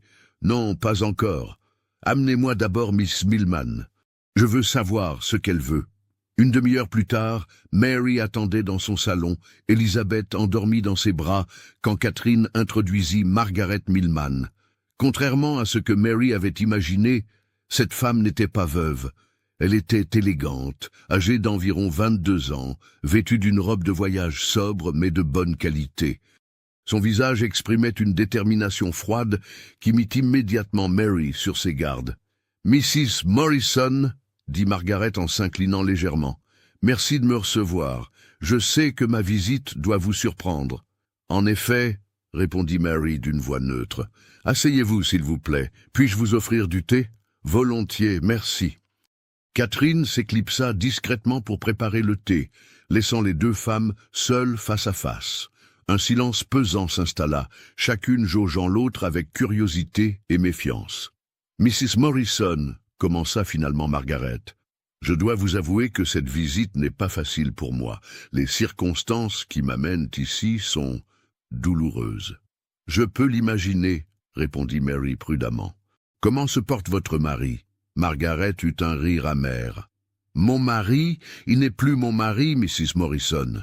Je l'ai quitté il y a 3 semaines quand j'ai découvert la vérité sur vous deux. » Mary sentit son sang se glacer. « Je ne suis pas sûre de comprendre. »« Oh, je pense que vous comprenez très bien, » l'interrompit Margaret doucement. « Vous savez exactement pourquoi je suis ici. » Catherine revint à ce moment-là avec le service à thé, interrompant momentanément la tension qui montait entre les deux femmes. Elle servit le thé en silence et se retira de nouveau, sentant que sa présence n'était pas souhaitée. Margaret prit une gorgée de thé, rassemblant visiblement son courage. « Cet enfant, » dit-elle en regardant Élisabeth, qui dormait paisiblement dans les bras de Mary, « elle ressemble beaucoup à William. » Mary serra instinctivement sa fille contre elle. « Mrs. Milman, je ne vois pas où vous voulez en venir. »« Vraiment ?» Margaret posa sa tasse avec un bruit sec. « Alors permettez-moi d'être plus direct. Cet enfant est la fille de mon mari, n'est-ce pas ?» Le silence qui suivit fut assourdissant. Mary regardait cette femme qui venait de prononcer à haute voix le secret qu'elle avait si soigneusement gardé. Mentir ne servirait plus à rien désormais. « Votre mari vous a dit cela ?» demanda-t-elle finalement. « Mon ex-mari, » corrigea Margaret avec amertume. « Et oui, il me l'a avoué. Après des mois de mensonges, il a fini par cracher la vérité. » Mary observa attentivement le visage de Margaret, y cherchant des signes de colère ou d'hostilité. Mais tout ce qu'elle y trouva fut une immense tristesse et une fatigue profonde. « Que voulez-vous de moi, Mrs. Milman ?» Margaret se pencha en avant, ses mains jointes sur ses genoux. « Je veux comprendre. Je veux savoir ce qui s'est vraiment passé entre vous et William. Je veux connaître la vérité, toute la vérité. » Mary regarda vers la fenêtre, où la pluie commençait à redoubler d'intensité. Comment pourrait-elle expliquer à cette femme la complexité de ses sentiments pour William? Comment pourrait-elle lui faire comprendre la douleur de l'abandon sans rouvrir ses propres blessures? « Mrs. Milman, dit-elle doucement, êtes-vous certaine de vouloir entendre cette histoire? Certaines vérités sont parfois plus douloureuses que les mensonges. » « J'en suis certaine. J'ai vécu dans le mensonge pendant des mois. Je mérite de connaître la vérité sur l'homme que j'ai épousé. » Mary hocha lentement la tête. Elle installa Elizabeth dans son berceau près du canapé et se rassit face à Margaret. « Tout a commencé à l'été 1887, commença-t-elle. William et moi nous connaissions depuis l'enfance. Nos familles étaient voisines. Mais cette année-là, quelque chose a changé entre nous. Nous avons commencé à nous voir en secret, près du ruisseau Deal Creek. » Margaret l'écoutait intensément, buvant chaque parole. « J'étais jeune et naïve. Je croyais sincèrement qu'il m'aimait et que nous aurions un avenir ensemble. Quand j'ai découvert que j'étais enceinte, j'ai pensé qu'il ferait ce qui était honorable. » Margaret serra ses mains l'une contre l'autre. « Mais il ne l'a pas fait. Non. Il m'a demandé du temps pour réfléchir, puis m'a envoyé une lettre me disant qu'il ne pouvait pas m'épouser. Que sa famille avait d'autres projets pour lui. Vous concernant, dit Margaret amèrement. Mary hocha la tête. Je suppose. J'ai su plus tard qu'il était fiancé à vous depuis plusieurs mois déjà. Margaret se leva brusquement et se dirigea vers la fenêtre, tournant le dos à Mary. Savez-vous ce qui me révolte le plus dans cette histoire? Ce n'est pas qu'il vous ait séduite. Ce n'est même pas qu'il vous ait abandonnée enceinte. C'est qu'il m'ait épousée en sachant parfaitement ce qu'il avait fait. Mary garda le silence, reconnaissant la légitimité de cette colère. Pendant des mois, j'ai vécu avec un homme qui avait des cauchemars terribles. Il criait votre nom dans son sommeil, Mrs. Morrison, votre nom, pas le mien. Savez-vous ce que c'est que de partager le lit d'un homme qui rêve d'une autre femme? Je suis désolée, murmura Mary. Je ne savais pas. Je n'aurais jamais voulu que vous souffriez à cause de mes erreurs. Margaret se retourna vivement. Vos erreurs? Non, Mrs. Morrison, les erreurs de William. Vous étiez une jeune fille innocente qu'il a séduite et abandonnée. Moi, j'étais une épouse qu'il a trompée dès le premier jour de notre mariage. Un silence lourd s'installa entre les deux femmes. Elizabeth émit un petit gémissement dans son sommeil, et Mary se leva instinctivement pour la bercer. « Elle lui ressemble vraiment, » dit Margaret en observant le bébé. « Les mêmes yeux bleus, la même forme du visage. » Mary regarda sa fille, voyant effectivement la ressemblance que Margaret venait de souligner. « Oui, parfois, c'est difficile. Votre mari le sait-il ? Docteur Morrison, je veux dire. Edmund sait tout. Il m'a épousée en connaissance de cause. Il élève Elizabeth comme sa propre fille. » Margaret eut une expression de surprise mêlée de respect. « C'est un homme remarquable. » »« Oui, c'est le cas. Il m'a sauvé quand j'avais perdu tout espoir. » Margaret retourna s'asseoir, son attitude devenant moins hostile. « Mrs. Morrison, Mary, puis-je vous appeler Mary ?» Mary hocha la tête. « Mary, il faut que vous sachiez quelque chose. William n'a pas complètement oublié sa responsabilité envers votre fille. Il envoie de l'argent. » Mary sursauta. « De l'argent ? 50 $ par mois, apparemment. Votre frère Thomas l'a forcé à contribuer financièrement à l'éducation d'Elizabeth. » Mary absorba cette information avec stupéfaction. Thomas ne lui avait jamais rien dit. Je l'ignorais complètement. Thomas Tuplin est venu voir William à Margate. Il l'a menacé de révéler publiquement la vérité s'il ne payait pas.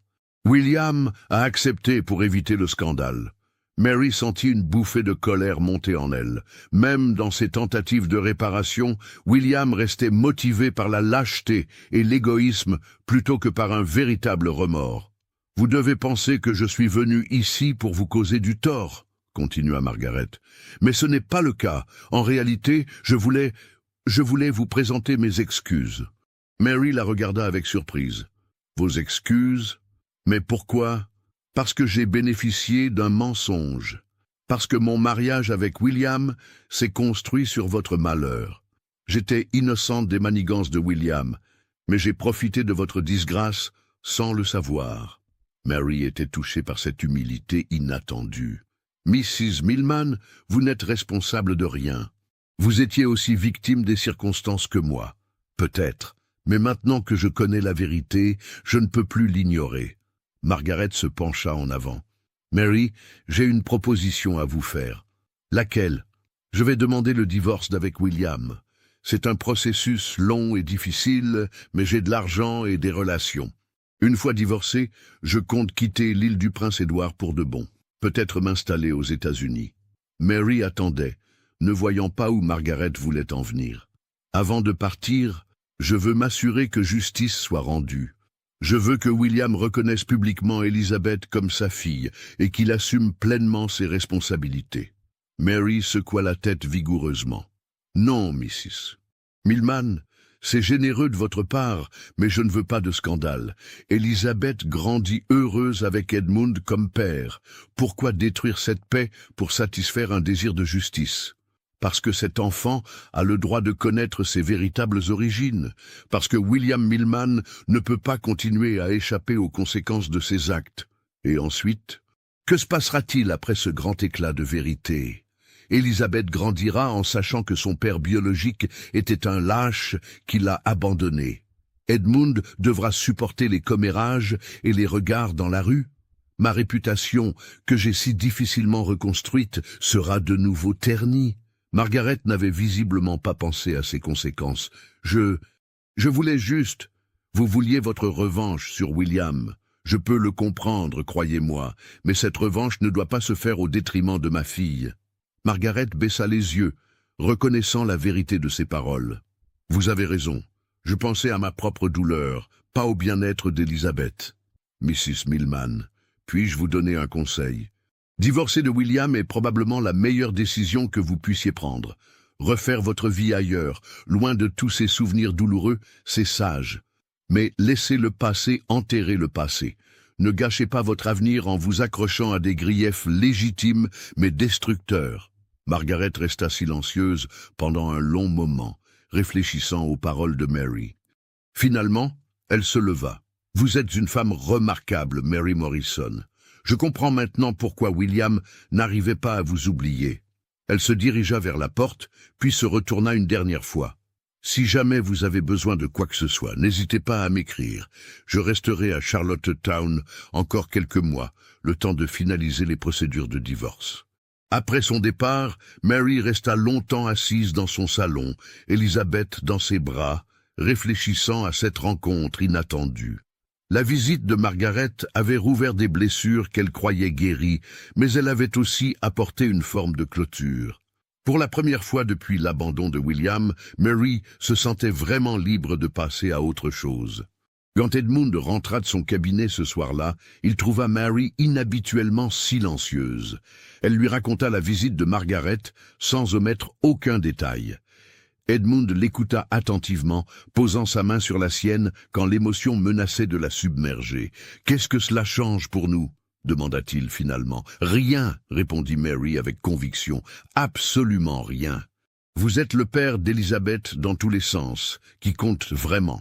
Cette visite n'était qu'un écho du passé. » Edmund sourit et l'embrassa tendrement. « Alors nous continuons notre vie comme avant. »« Comme avant, » confirma Mary.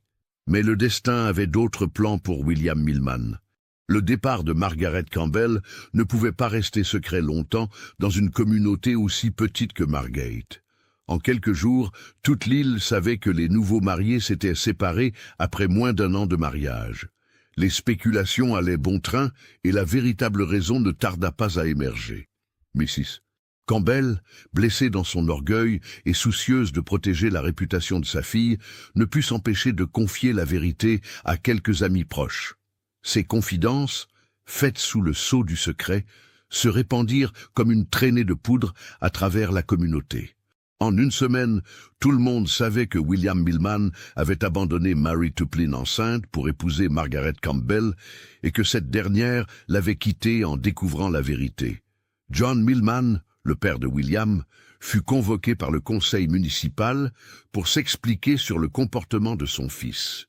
La famille, autrefois respectée et influente, se retrouvait soudain au centre d'un scandale qui menaçait de détruire sa réputation et ses affaires. « Comment as-tu pu nous faire ça ?» rugit John Millman en affrontant son fils dans le bureau de la ferme familiale. « Comment as-tu pu détruire tout ce que notre famille a construit ?» William, qui avait recommencé à boire de façon intensive, leva vers son père des yeux injectés de sang. « Je n'ai pas eu le choix, père. Vous m'avez forcé à épouser Margaret alors que j'en aimais une autre. »« Tu n'avais pas le choix ?» John Millman saisit son fils par les épaules et le secoua violemment. « Tu avais le choix de ne pas séduire cette fille. Tu avais le choix de te conduire en homme honorable. Et maintenant, qu'attendez-vous de moi maintenant ?» John Millman lâcha son fils avec dégoût. « Maintenant, tu vas partir. Tu vas quitter l'île et ne plus jamais revenir. Ta présence ici est devenue un poison pour toute la famille. » William le regarda avec incrédulité. « Vous me bannissez ? Je te donne une chance de recommencer ailleurs, loin de tous ceux que tu as blessés. Prends-la, William, avant qu'il ne soit trop tard. » Mais William était déjà trop loin dans sa spirale d'autodestruction pour saisir cette planche de salut. L'alcool avait commencé à altérer son jugement, et les remords le rongeaient jour et nuit. Au lieu de partir discrètement comme le suggérait son père, il prit une décision qui allait avoir des conséquences dramatiques. Le 25 juin 1888, exactement un an après la mort de James Tuplin, William se rendit à pied chez les Tuplin. Il était ivre, débraillé, et portait dans sa poche un revolver qu'il avait emprunté à un ami sous prétexte d'aller chasser. Margaret Tuplin le vit arriver depuis la fenêtre de la cuisine et alerta immédiatement son mari et Thomas. Les trois membres de la famille sortirent sur la véranda pour l'accueillir, méfiants face à son état manifestement altéré. « William Millman » dit Patrick Tuplin d'une voix ferme, « que faites-vous ici ?» William vacilla légèrement, tentant de garder son équilibre. « Je viens demander pardon à votre famille, à Mary. »« Mary n'est pas ici, » répondit Thomas froidement. « Et même si elle était, vous êtes la dernière personne qu'elle souhaiterait voir. »« Je sais que j'ai mal agi, » continua William, sa voix pâteuse trahissant son état d'ébriété. « Mais je veux faire amende honorable, je veux reconnaître ma fille. »« Il est trop tard pour ça, » dit Patrick. « Ma fille a refait sa vie. Elle n'a pas besoin que vous veniez semer le trouble maintenant. » William sortit soudain le revolver de sa poche, le pointant d'abord vers sa propre tempe, puis vers la famille Tuplin. Margaret poussa un cri de terreur et se cacha derrière son mari. « Peut-être que vous avez raison, » dit William d'une voix étrangement calme. « Peut-être qu'il est trop tard pour tout réparer. Peut-être que la seule solution, c'est que je disparaisse définitivement. »« William, posez cette arme, » ordonna Thomas en s'avançant lentement. « Vous n'êtes pas dans votre état normal. Rentrez chez vous, dormez, et nous en reparlerons demain. »« Non !» cria William, agitant le revolver de façon menaçante. « Il n'y aura pas de demain. J'ai tout détruit. Ma vie, votre vie, celle de Mary. Je ne mérite pas de vivre. » Il pointa à nouveau l'arme vers sa tempe, son doigt sur la gâchette. Margaret Tuplin ferma les yeux, s'attendant au pire. Mais au lieu du coup de feu attendu, ils entendirent le bruit d'une lutte. Thomas avait bondi sur William, tentant de lui arracher l'arme. Les deux hommes luttèrent violemment, roulant sur le sol de la véranda. Patrick se précipita pour aider son fils, tandis que Margaret courait chercher de l'aide chez les voisins. Soudain, un coup de feu retentit. Thomas se figea, regardant William avec horreur. Ce dernier le fixait avec une expression de surprise, puis baissa les yeux vers sa poitrine, où une tache rouge s'élargissait rapidement sur sa chemise blanche. « Mon Dieu !» murmura Patrick. « Mon Dieu ! Qu'avons-nous fait ?» William porta sa main à sa blessure, regardant le sang qui coulait entre ses doigts. « Je ne voulais pas !» balbutia-t-il avant de s'effondrer sur le sol. Thomas se pencha immédiatement sur lui, tentant de stopper l'hémorragie. « Papa, allez chercher Dr Mackinnon, vite !» Mais il était déjà trop tard.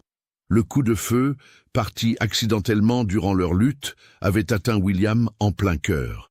Il mourut quelques minutes plus tard sur la véranda des Tuplin, ses derniers mots étant un murmure à peine audible. « Dites à Mary, dites-lui que je regrette. » La nouvelle de la mort de William Millman secoua toute l'île du Prince-Édouard. Les circonstances exactes de l'accident furent étouffées par les autorités locales, soucieuses d'éviter un scandale encore plus grand. Officiellement, William était mort d'un accident de chasse sur la propriété des Tuplin. Mais les langues allèrent bon train, et bientôt, toute la vérité émergea. L'histoire de Mary Tuplin, de sa grossesse cachée, de son exil à Halifax et de la mort tragique de William Millman devint la saga la plus commentée de l'histoire récente de l'île.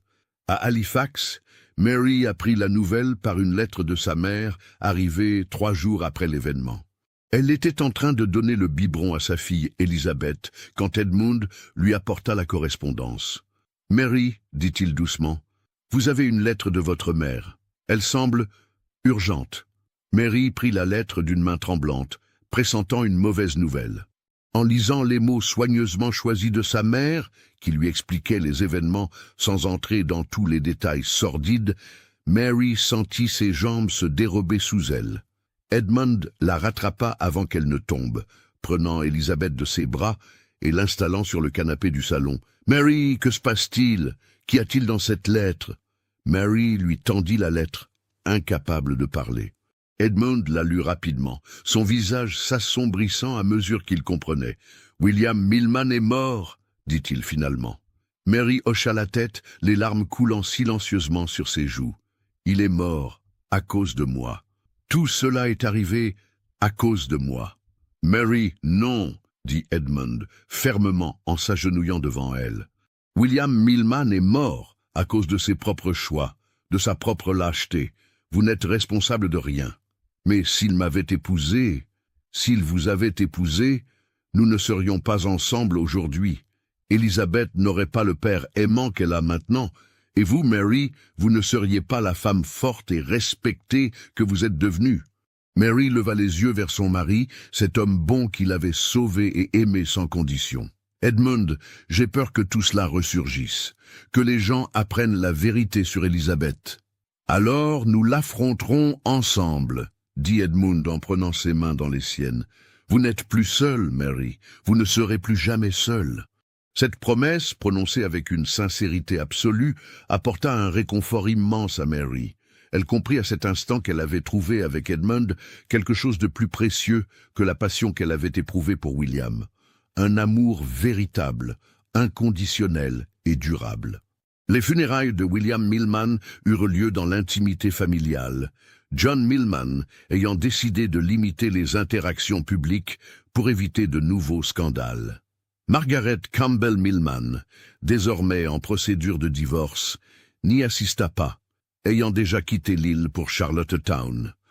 Dans les mois qui suivirent, la famille Millman vendit ses terres et quitta l'île du Prince-Édouard pour s'installer en Ontario.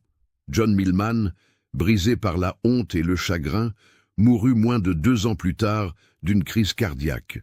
Thomas Tuplin, hanté par les circonstances de la mort de William, sombra dans une profonde dépression. Bien que l'accident ait été déclaré involontaire par les autorités, il ne pouvait s'empêcher de se sentir responsable. Il commença à boire de façon excessive et négligea de plus en plus les travaux de la ferme familiale.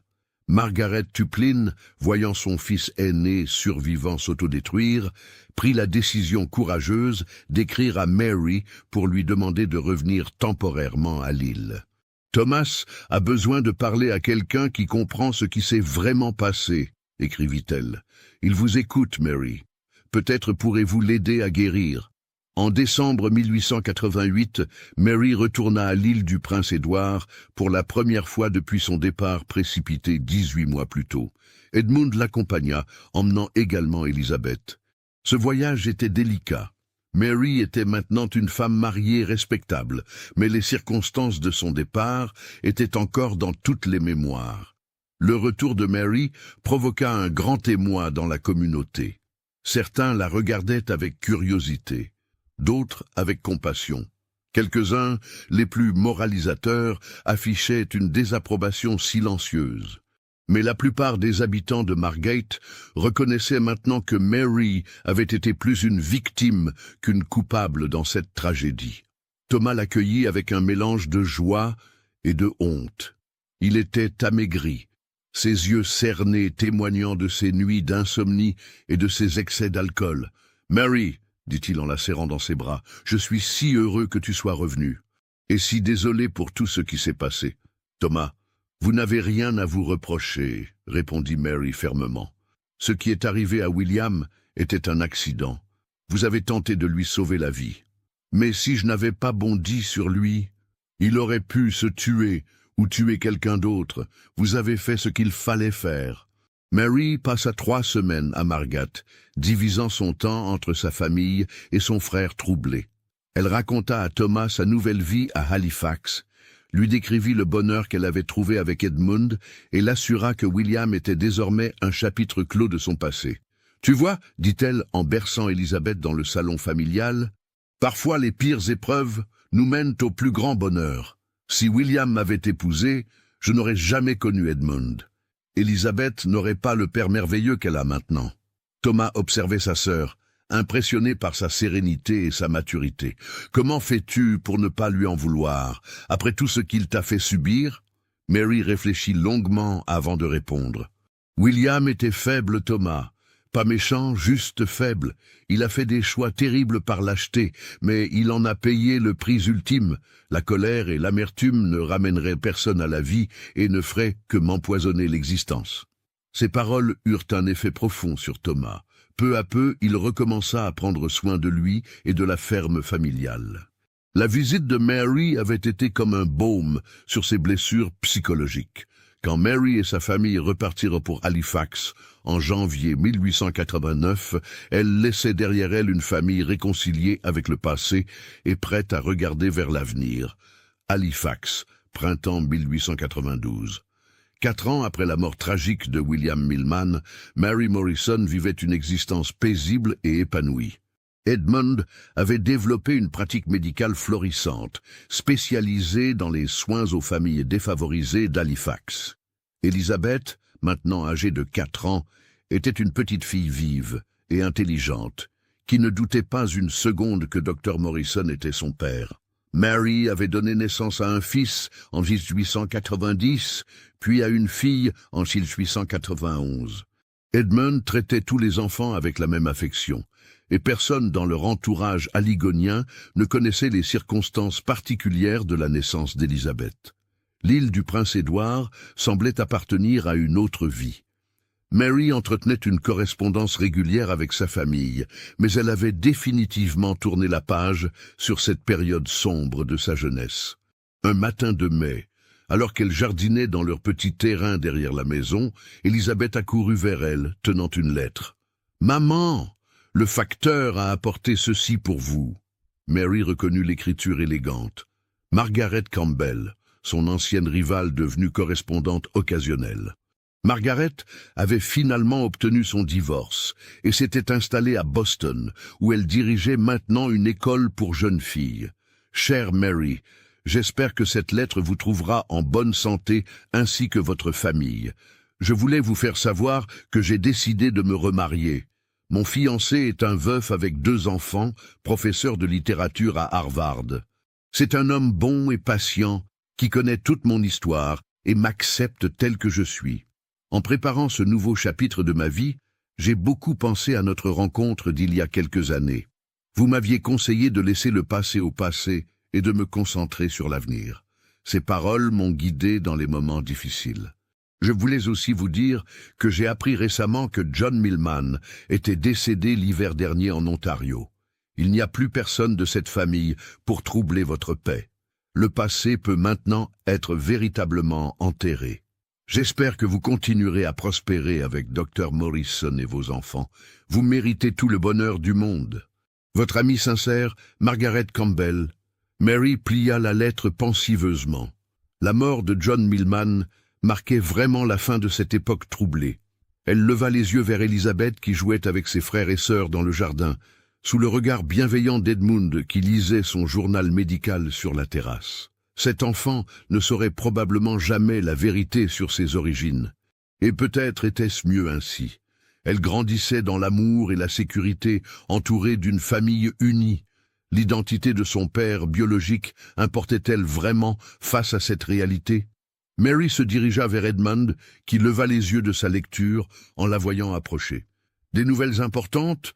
demanda-t-il en désignant la lettre. « Le passé qui se ferme définitivement », répondit Mary, en s'asseyant à côté de lui. « Margaret Campbell se remarie, et John Millman est mort. » Edmund hocha la tête compréhensivement. « Comment vous sentez-vous » Mary regarda leurs enfants qui jouaient insouciamment, puis reporta son attention sur son mari.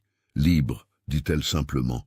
Enfin vraiment libre. » Edmund prit sa main dans la sienne. « Alors, regardons vers l'avenir. »« Oui, » acquiesça Mary, « vers l'avenir. » Et tandis que le soleil printanier réchauffait leur petit jardin, Mary Morrison sourit, en pensant que parfois, les chemins les plus douloureux mènent aux destinations les plus précieuses. L'affaire troublante de Mary Tuplin était enfin close, non pas par la vengeance ou la justice dramatique, mais par la plus douce des résolutions, le bonheur tranquille d'une famille unie par l'amour véritable. Dans les registres de Margate, l'histoire officielle ne mentionnait qu'un tragique accident de chasse ayant coûté la vie à William Millman en juin 1888. Mais dans les mémoires de ceux qui avaient vécu ces événements, cette saga restait un rappel poignant que les choix ont des conséquences, que la lâcheté finit toujours par rattraper ceux qui la pratiquent, et que parfois, les plus grandes tragédies peuvent donner naissance aux plus belles rédemptions. Mary avait trouvé sa paix. William avait payé le prix de ses erreurs. Et quelque part entre Halifax et l'île du Prince-Édouard, une petite fille nommée Elizabeth grandissait en ignorant le drame qui avait marqué sa naissance, protégée par l'amour de ceux qui l'entouraient et par la sagesse d'une mère qui avait choisi le pardon plutôt que l'amertume. L'affaire troublante et sinistre de Mary Tuplin était enfin arrivée à son terme, non pas dans le sang et la vengeance, mais dans la guérison et l'espoir d'un nouveau commencement. Que pensez-vous de cette histoire? Laissez vos commentaires ci-dessous et partagez vos réflexions sur ce cas troublant. Voulez-vous plus d'histoires de terreur qui mêlent histoire et mystère? Abonnez-vous, activez la cloche de notification et partagez avec ceux qui aiment le côté obscur de l'humanité. Nous nous retrouvons dans le prochain cauchemar.